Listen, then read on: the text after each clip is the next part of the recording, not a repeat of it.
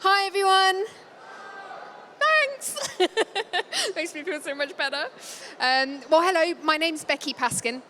I'm a drinks journalist, and I've been writing about whiskey and spirits and cocktails for, around 15 years or so now. I do a little bit of presenting on the telly for Alan Titchmarsh's show on a Sunday morning. Anyone fans of the Titch? The Titch? Yeah. Big fan of the Titch over there. He's really nice. He's a really nice guy. Just in case you were wondering. I also run a whiskey subscription club called Our Whisky. We only launched in March, so we're super new, but basically I was bored of the pale, male and stale direction that the whiskey industry was going in, decided to do something about it. So we're all about the colour, there's no brown in sight, and we're really there to help newcomers discover whiskies that they love and find something new in the industry. I also run a foundation, it's called the Our Whisky Foundation, and it's a non-profit organisation to help women in the global whiskey industry through qualifications and networking opportunities and mentorship as well. So lots of different hats, but today I'm here to talk to you about English whiskey. Is anyone, hands up, who is a fan of English whiskey, who's tasted English whiskey before? So you all know what I'm talking about. You're going to be judging me if I get things wrong. Please don't blame me. Before I do get started, I do just want to mention one thing.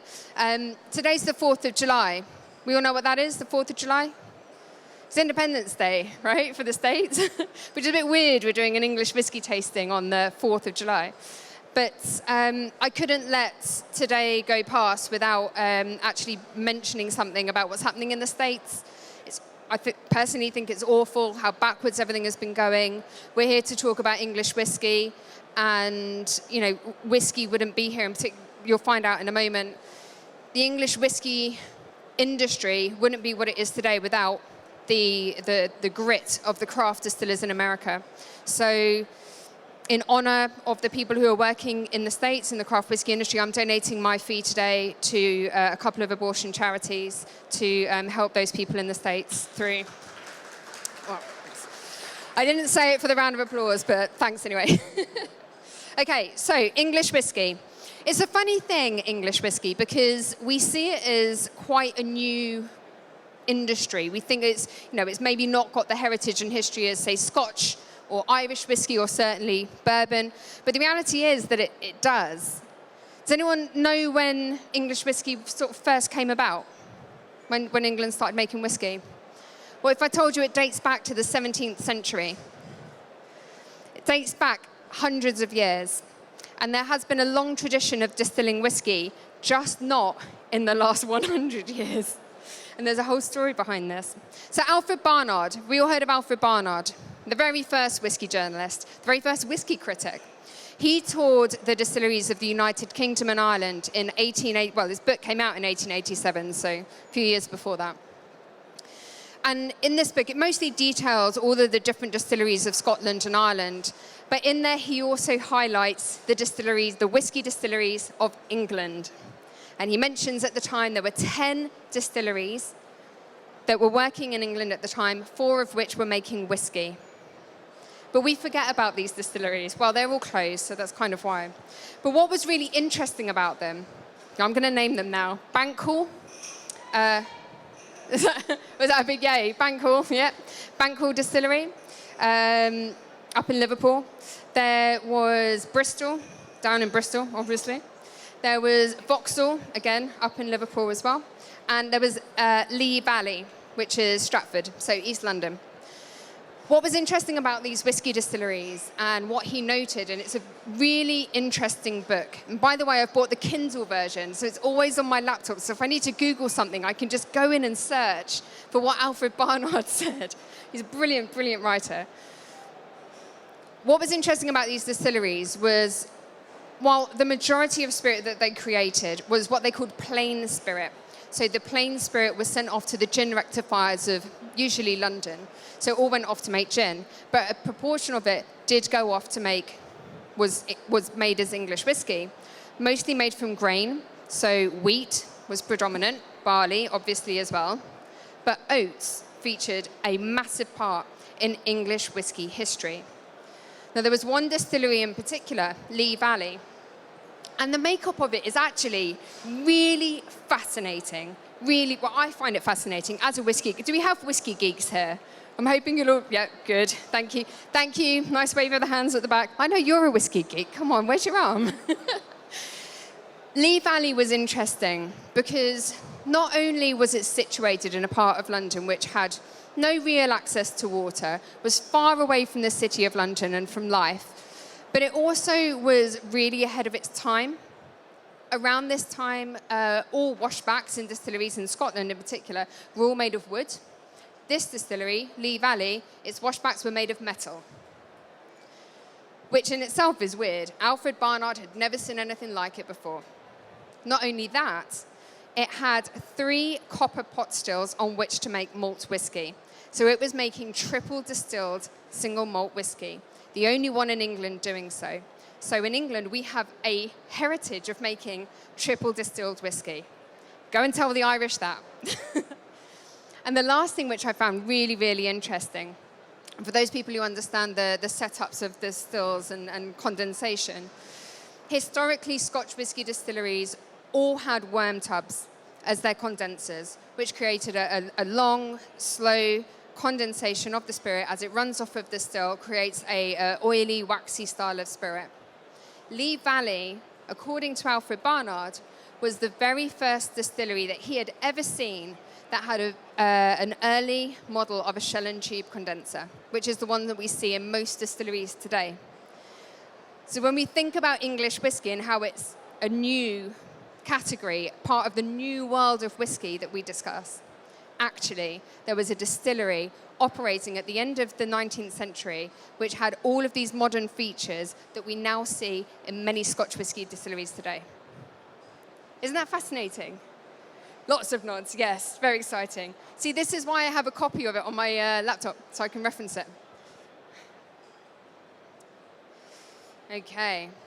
So Lee Valley was the last distillery to close in England. So around the end of the 19th century, there was a downturn in the Scotch whisky industry. Does anyone know what happened at the end of the 19th century that made a whole ton of distilleries go bust? Come on, no? Has anyone heard of the Patterson brothers? Come on, whiskey geeks. Okay, 1898. The Patterson brothers, they were whiskey distributors. They were purchasing casks of whiskey, selling them on to be bottled, selling them off to blenders. What they were actually doing, what no one realized, was they were artificially inflating the market. They were lying about how much stock they had. They weren't selling enough of it at all. So all the distilleries thought they were doing really well. They were selling off all of their stock. What happened was there was too much stock going around. The whole market crashed. 1898, the Pattersons were sent to jail. The whole thing came tumbling down.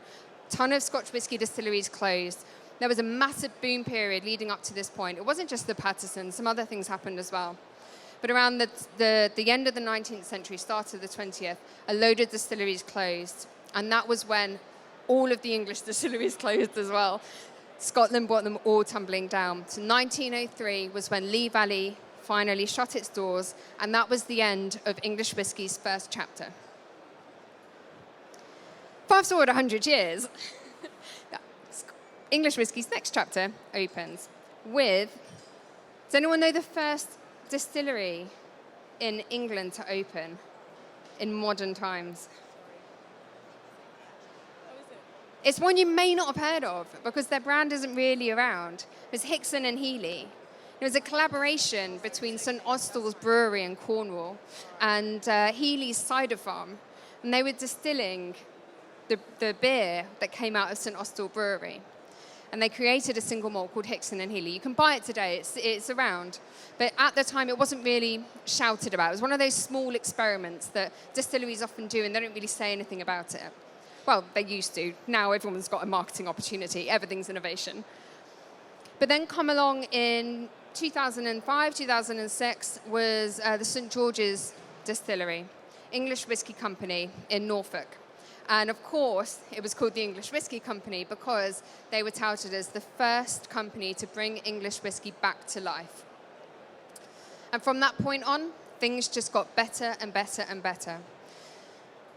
I mentioned earlier at the start we would be talking about American whiskey. Now, what happened at the start of the noughties was we saw a craft distilling boom in the States. All of these small distilleries started to open, which then influenced Scotland to start opening small craft distilleries as well.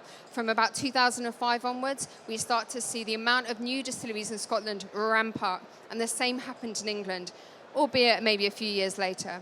So from around the middle of the century, that's when we start to see a boom in English whiskey distilleries opening. Does anyone know, can anyone guess how many English whiskey distilleries we have today? I can't hear anyone, so you have to shout. 22, 42, 40, 30, 50. Higher or lower? A few of you are actually right. There are around 40 distilleries, whiskey distilleries, in England alone. So there's around 35 which are operational. There's about 5 which are in planning or construction stage at the moment. And of those 35 that are operational, there's about 16 that have whiskey on the market that you can taste. And you've got 4 of them in front of you today. Bear in mind, a lot of these distilleries are still young. So they're not going to have the depth and complexity that you might expect from a 10, 15, 20-year-old single malt Scotch whiskey. These are whiskies that are in progress, they're on their way, but hopefully you'll agree with me that they're all pretty damn good. I think they're pretty good. One thing to note as well, and bearing in mind what I'm doing with my fee, is I couldn't find an English whiskey that's on the market that's available to the on-trade in enough quantities that was made by a woman. There are a few, but there's not that many. So hopefully this will inspire some women in the audience to take up whiskey making or distilling. Let us know. Our Whisky Foundation is here to help. So number one. I don't know what it is. What is it? Yeah. Hold on. Oh, wait. Before we get into it, something I forgot to mention. Oh, sorry. We've got 40 distilleries, but with that number of distilleries comes kind of a risk. Because if you're establishing a new whiskey category, a new category of spirit, we need to protect it. So that's where the English Whisky Guild comes in. So it's a new organisation that was just founded. They launched it earlier this year, just maybe a couple of months ago, actually. Funny that.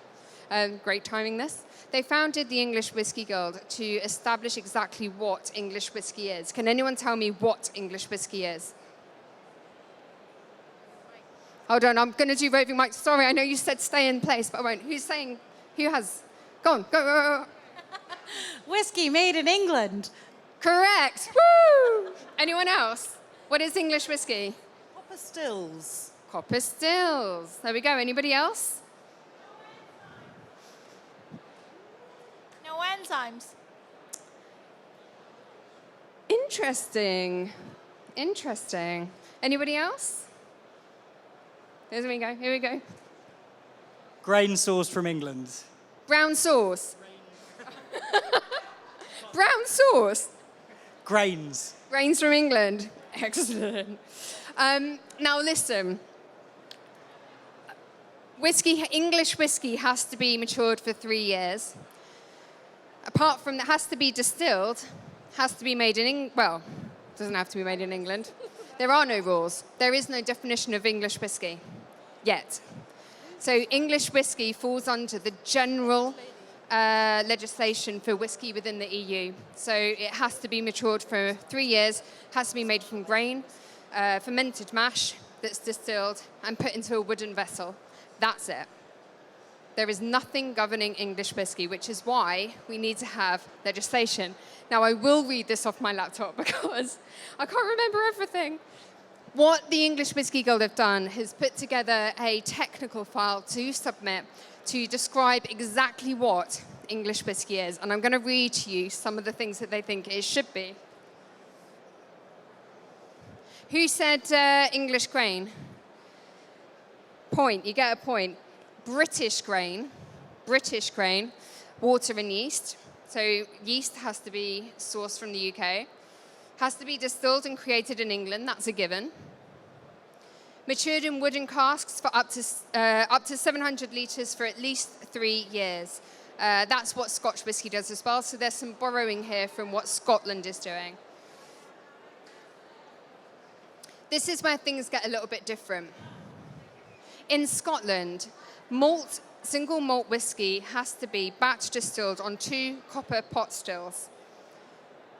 In England, under these new terms, it only has to be batch distilled in 2 stills. So one of them could be a column. So it allows for a hybrid still to be used, which is interesting. But when you speak to some of the English whisky producers that are around, a lot of them have this in place already, and that's something that they borrowed from the American whisky industry.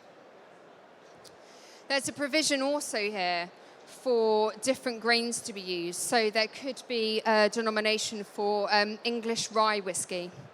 Not just English malt whisky, but English rye whisky. If you name a grain on the label, the whisky has to be made of 51% of that grain. So if it's rye, it has to be 51% rye. If it's a corn whisky, 51% corn, and so on. And then if you name the grain, you have to list all the other grains on the label as well. Again, this is something that's coming from American whisky, and also their definition for American single malt as well. And then most importantly, and this is something that I think might be a bit contentious to Scotch whisky lovers out there, you can bottle in bulk. You can ship the liquid in bulk and bottle overseas. Whereas currently with Scotch, you have to ship everything in bottle. It all has to be bottled in Scotland, which is not environmentally friendly. If you're shipping stock over to the States, if you can ship that in bulk, then it's going to have a lower carbon footprint. But currently in Scotch, you have to ship everything in bottle. Okay. Lots of similarities there with what's going on in Scotland, but some in the US, and also some in Ireland as well. So really interesting what they're planning. Okay. Can anyone name any of the current styles that are available in England? Any of the whiskies we've got about? Single malt? Blended Scotch? Blended English whiskey. We've got some rye whiskey. There's English wheat. There's a wheat whiskey. Lots of different styles of whiskey. We're going to taste 4 of them now. So I want you to grab glass number 1 for me. Which one is number 1? Good, it's this one. Sorry, I could have done a presentation, but I didn't. So I could have shown you pictures of all of these. So number 1 is this. This is Imbibe. This is from a distillery called the Spirit of Yorkshire. This is on the Yorkshire coast in a place called Imbibe, funnily enough. This is a traditional single malt distillery. So they have 2 copper pot stills. They do something really interesting. Let me just double check what it is. Yeah. So this distillery was set up in 2016. It's one of Dr. Jim Swan's distillery. If you know of Dr. Jim Swan, he was a consultant distiller who would work with a variety of different distilleries all over the world with their setup. His signature style is a fruity, malty spirit, and he likes to use STR casks, so shaved, toasted, recharred casks, particularly ex-red wine. So this expression from Imbibe is really a signature of Jim Swan. Unfortunately, he passed away a few years ago. But you can feel his presence all over the place, from places like Caverlan to Imbibe, even up to Nicknean as well. So this is they don't say how old it is, but I'd say it's around 5 years old. It's been matured in ex-bourbon casks and finished in STR ex-red wine casks. So it should have a beautiful fruitiness. I say should, let me grab one.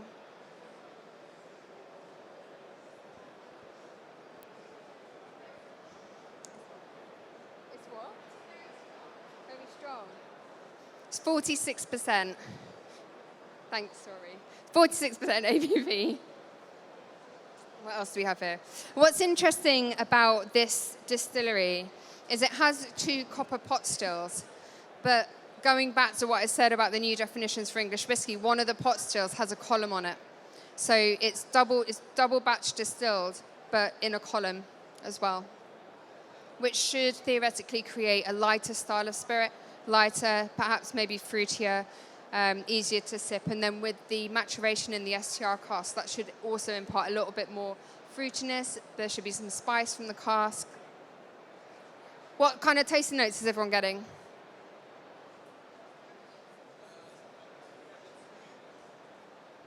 Getting sweetness.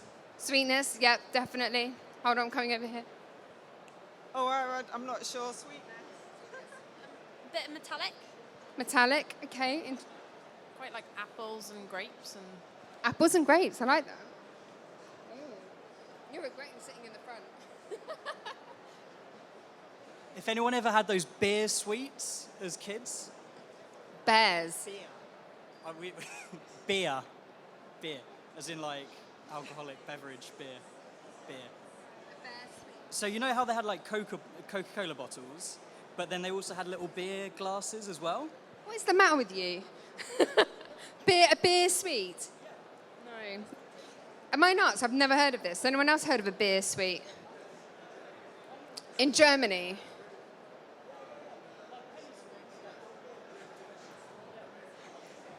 Before my time. Sorry. But cola bottles, actually. Now you say cola bottles. So this is what I would say is like a classic single malt whiskey, slightly lighter in style. Has some of that spice from the cask coming through. There's a little bit of grip, I think, which comes from like the charred part of the cask. So it's a little bit, it's just a tiny touch of smoke. The bitter, the metallicness you were getting is probably a slightly bitterness maybe from the cask char. Very interesting. Okay, so that is Spirit of Yorkshire. That's Filey Bay. We're going to taste another single malt now. And this one is from further south. This is from London, from East London Liquor Company. Very different bottle. I think this gives David Beckham's Hay Club a run for its money in the shelf standout stakes. And this is a very different style of single malt whiskey. In a way, shove your nose into it, have a taste.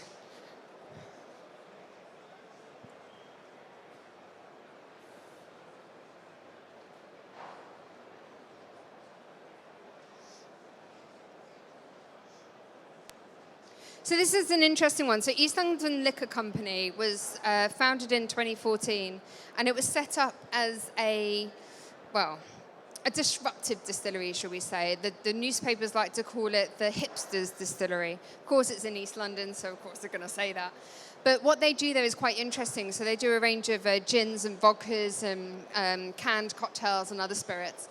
And they started out by launching a rye whiskey, which is quite a big, bold one. And now they've moved into single malt. They also do wheat whiskey. They have a partnership with an American distillery called Sonoma in New York. And they utilize a lot of their casks. East London Liquor Company also has a similar still setup to Spirit of Yorkshire in that they've got two copper pot stills, the second of which has a column on it. So it's a hybrid still, which is what a lot of craft distillers in America use. What have we got? So I'm going back to this because I'm trying to read, because this one has, well, the Spirit of Yorkshire uses two different cask types. This one uses a variety of different cask types and layers the spirit to get additional complexity in what would otherwise be quite a youthful spirit. So again, I think this is probably only a few years old. I'd wager maybe 4 years old, maybe 5. And I'm just going to read off the cask because there's quite a few. So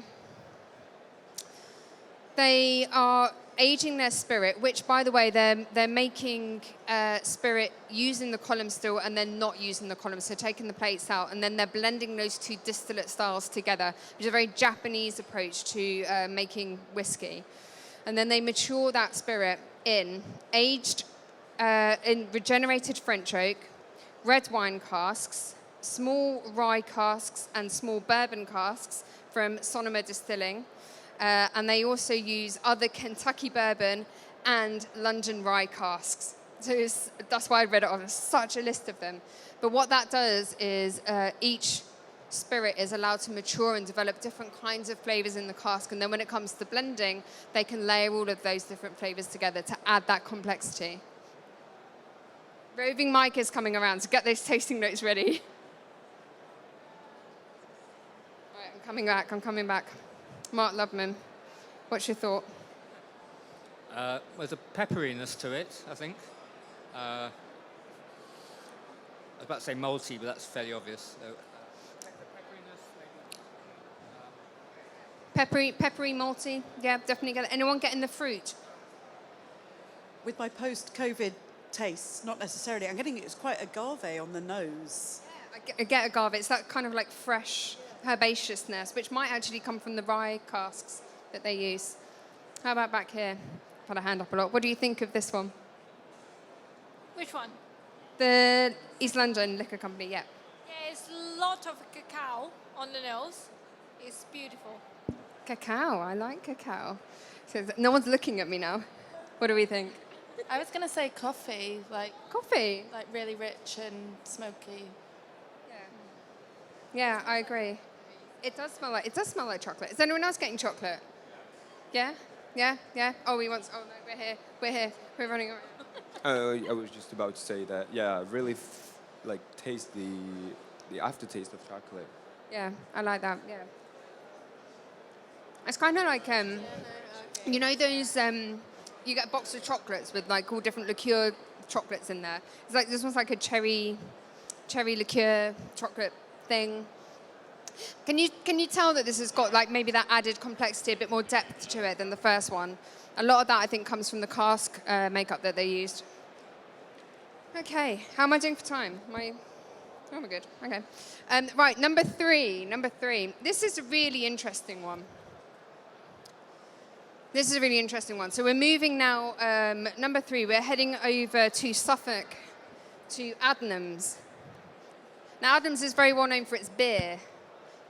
Everyone had an Adnams beer before? Very ale-focused. Adnams is quite a historic brewery based in Southwold on the Suffolk coast. What's interesting is they've had the same yeast. It's a proprietary yeast that they used to make all of their beer, and they've had that since 1942. And it's exactly the same yeast that they use in all of their whiskey as well, which I think is quite interesting.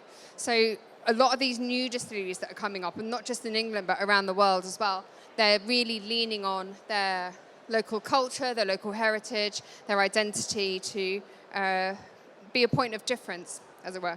So Adnams from Southwold, this is the triple malt. Apparently, nobody understands what triple malt is. Can we guess what triple malt might be? It's what? No, it's not triple distilled, no. Triple malt, what might that mean? 3 malts? Yeah. 3 malts. So I don't know if he's here. John, are you here? No. Okay, good. John McCarthy, who's the distiller at Adnams, was here earlier. So I was a bit nervous he might come and sit in on this class. I always hate it when brand founders are here. So actually, Adnams was also the first brewery in the UK to legally install a distillery.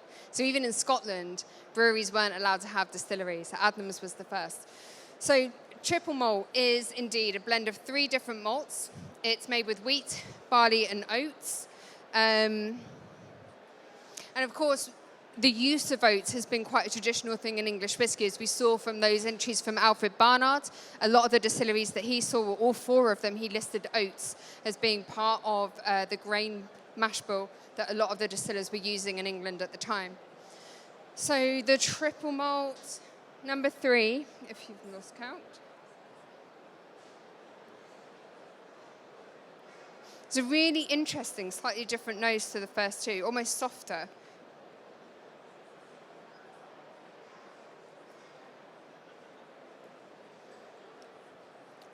I still get a lot of pepperiness on the palate. Almost medicinal, which is strange, but then there's a nice creaminess, but a lot of that comes from the oats, although there's only 5% oats in the mash bill. Now, oats are actually really tricky to to use. They are high in gluten, so they can become really sticky when you start to mash them. It's just not a nice grain to work with. Same with rye. So that's why they only use a small amount in mash bills. What do we think of the Adnams triple malt? It's sort of sweet and spicy at the same time. Yeah. Yeah, agreed. Yeah, sweet, spicy, nice.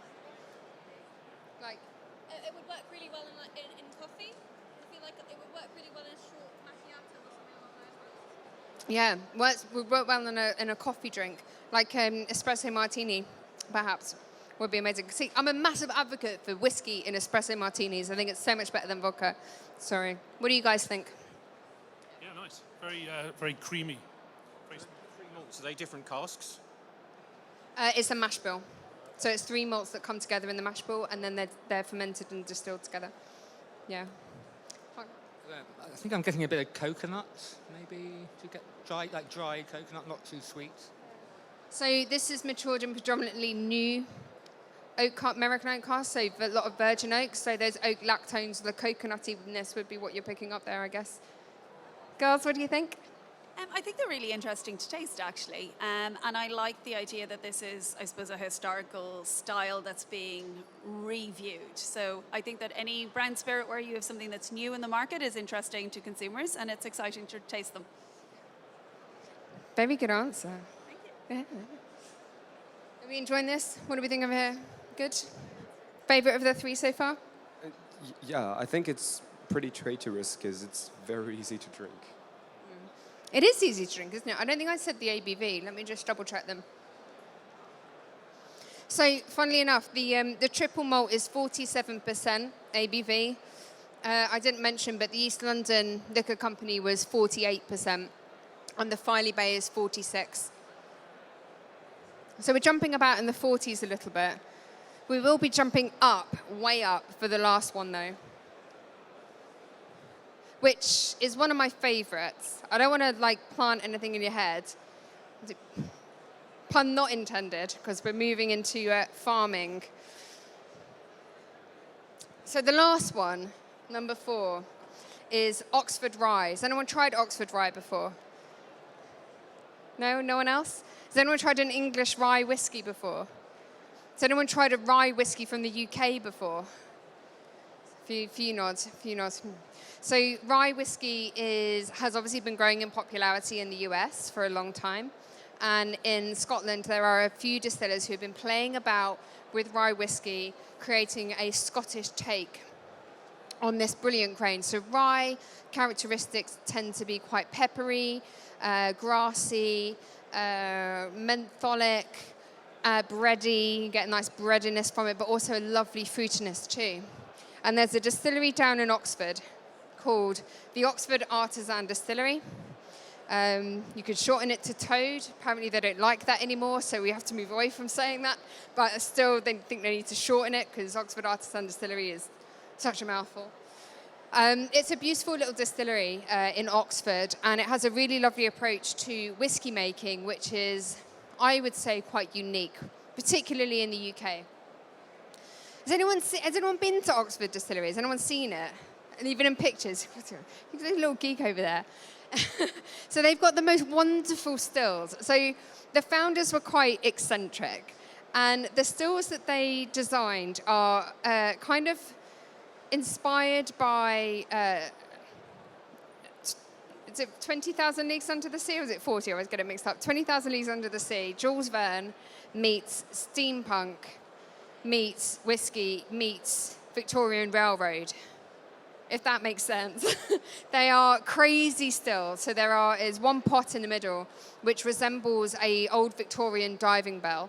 And then there are 2 columns on either side, which are just the craziest things. What do they call them? Nemo and Nautilus. So the whole nautical thing is carried through. And they have a really lovely approach to working with farmers and creating a style of spirit, and not just in the whiskey, but in the vodka that they make as well. Creating a style of whiskey which is truly sustainable. So they have a very close relationship with the farmers that they work with. And they make sure that all of the grain that they source comes from farms that have a regenerative approach to farming. So they plant a variety of different grains, and they're using heritage grains, which they source from local thatched roofs, which date back hundreds of years. I know it's all very crazy, the whole story. I told you they were eccentric. They plant a variety of different grains, which creates biodiversity within the fields, which means that they don't need to do crop rotation. They don't need to spray them with any pesticides or anything like that. The grains look after themselves, which then in turn creates a more robust flora in the local environment. So you'll see more wildflowers popping up, and then more fauna as well. So there's more insects, more wild animals in the local area too. So they have this wonderful approach. All of the farms are within, I think, 40 miles of the distillery. So all the grains that they bring in are a diverse crop. They're not, say, just planting rye. They're not just planting wheat. They're planting everything together and then bringing it all in together and then distilling. So when you say, well, what's your mash bill? What proportion of this is barley? How much is wheat? How much is rye? They'll say, well, it's roughly this. And they don't really know, because it's all down to the population that they're bringing in. So for the rye whiskey, this is now, I think, batch 4. And they have on the label, this is the 2017 harvest. If you want to pick up number 4, just the word of warning, I don't know if there's any water around. This is 51.3% ABV. So maybe just watch your first sip.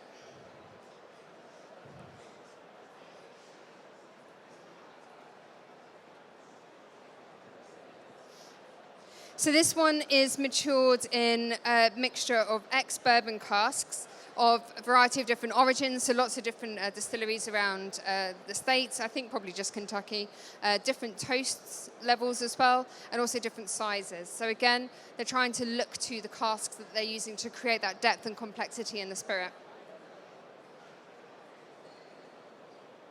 Flies decided to have a drink of mine. Don't think he knew how strong it was.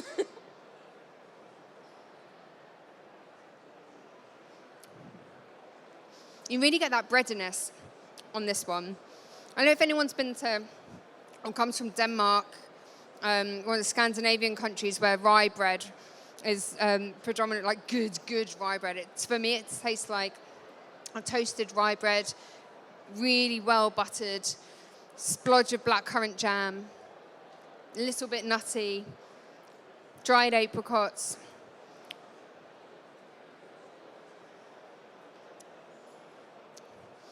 For me, I don't know about you guys, but for me, rye whiskey is the one.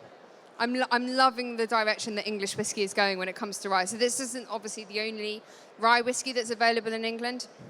A variety of different distilleries are doing it as well. Adnams has a rye. English Whiskey Company has a rye. I think that's called Malton Rye. Might be called something else now. East London Liquor Company has a rye. So there's lots of different styles. If you're interested in exploring this particular category further, then obviously go and have a look at it. And don't forget, rye whiskey is one of the categories under the new legislation that's being proposed. Rye whiskey is a big part of that. So we could say in 100 years' time, be seeing English rye whiskey as a really prominent style that's coming out of England. What's fascinating is right now, we're starting to see the beginnings of the English whiskey category actually taking shape. What the glasses you have in front of you are maybe the different styles that people in 100 years that Imbibe 2122. That's not right, it's 100 years. I don't do maths. They'll be tasting whiskey that's, 20 years old? 20, maybe not an Imbibe, but they'll be tasting whiskey that's really come on, that's an established category.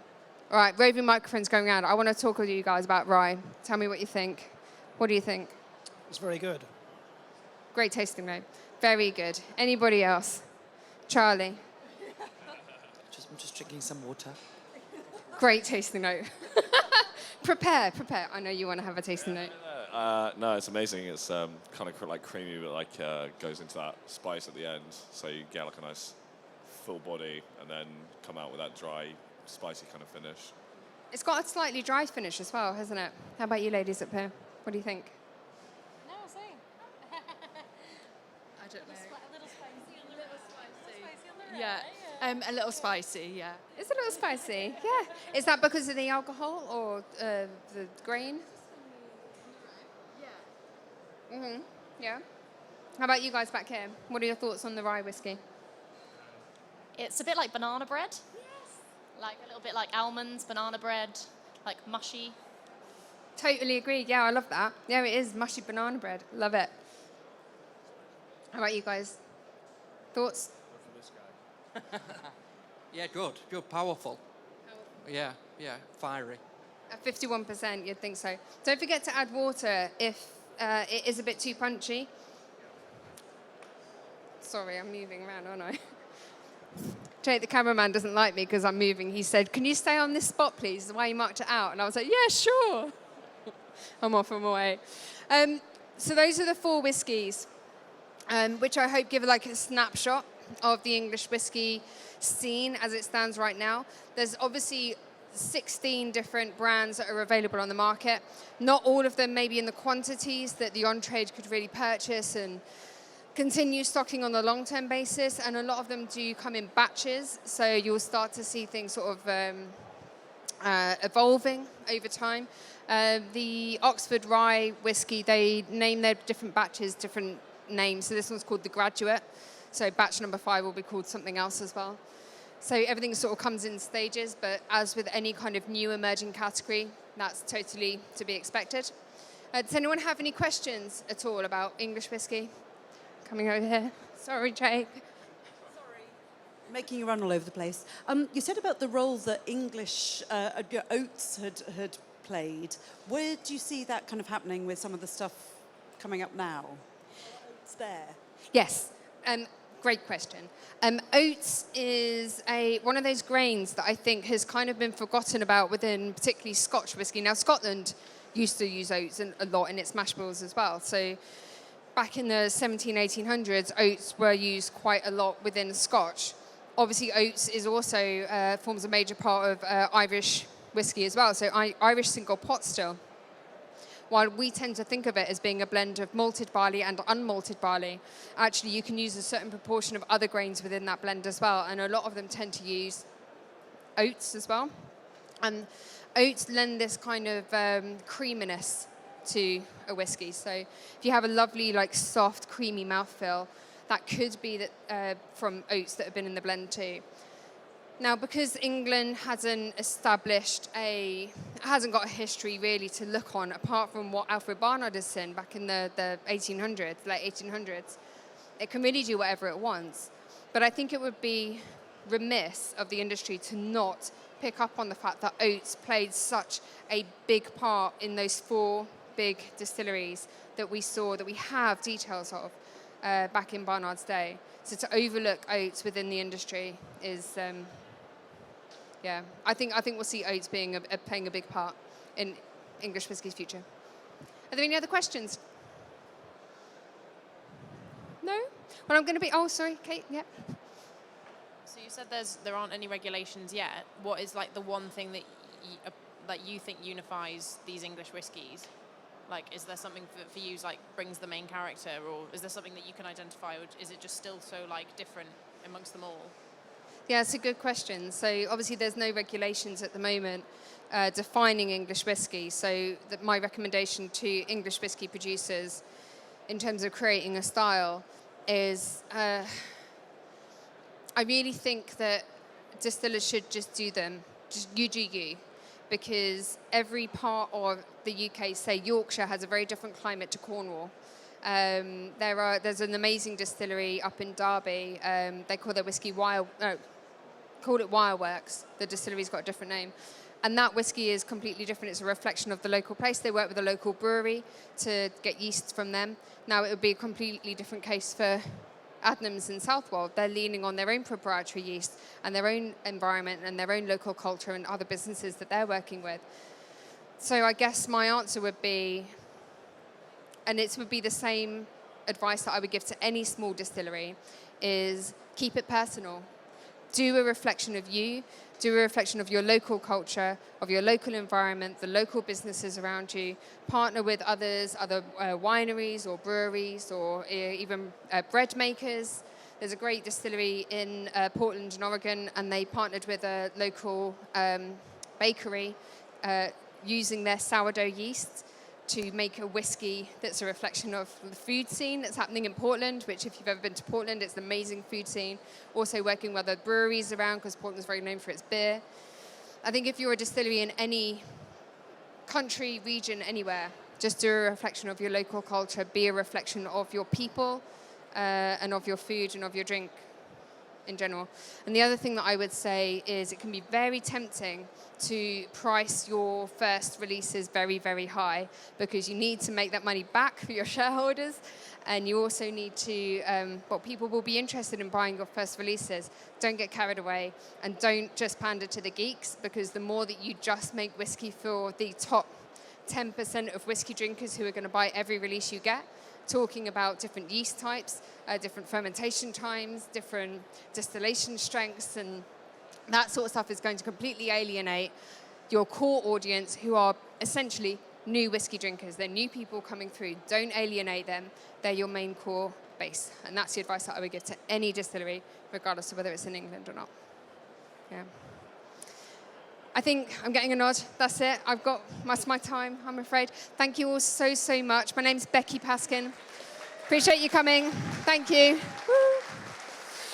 If you have got any other questions, I'm going to loiter for a bit. So I think I'm the last one on, and I'm going to drink some whiskey. So thanks all for coming. Cheers. Bye.